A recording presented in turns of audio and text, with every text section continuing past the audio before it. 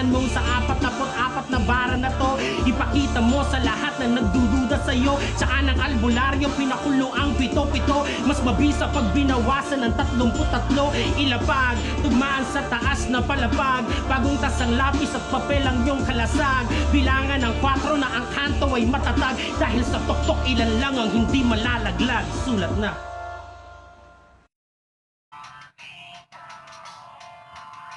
Yo,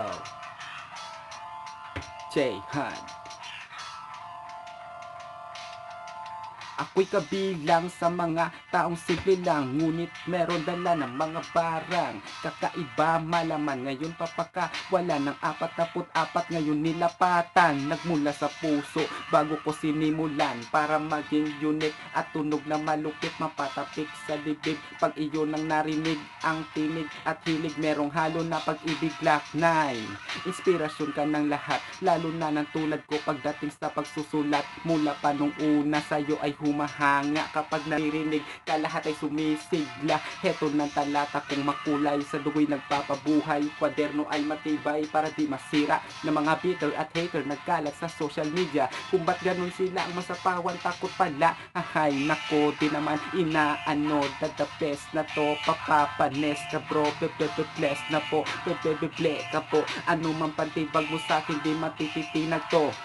Kita mo na kaya kung bumitaw kahit na umaraw man o umulan, ako'y di mapigilan na sa paglikas, sa pagbuga, tinuring medisina. Ang paggawa ng rap hanggang ngayon nagpaligaya sa aking damdamin, kapiling ko pa rin. Sa tuwing gumagawa, kinaganahan at palaging nakangiti habang nakikinig ng musika na gusto ko at paborito. Aristotle Pulisco, tunog mo ay panalo, sa amin nagpaganado. Palagi positibo at sa isip binuo, balewala ang negatibo. Tuloy-tuloy na to, walang humpay na liriko na ngayon pinakawalan ko. Ano na, bago matapos kailangan lupitan pa, ipakita sa kanila na ikay naiiba, di magiba, di mabura. Ang pulidong ginawa, nagmula sa akin na ang lapis ay may tulis at tanda na makipaglabanan sa gantong laro. At talento ko ang gamit na tinuring ko rin na isang ginto. Hanggang ngayon patuloy pa rin ito sa pagbuo ng mga estilong kakaiba, at hanggang sa gusto ko hindi na magbabago. Kung ano mang kinahiligan, araw-araw galingan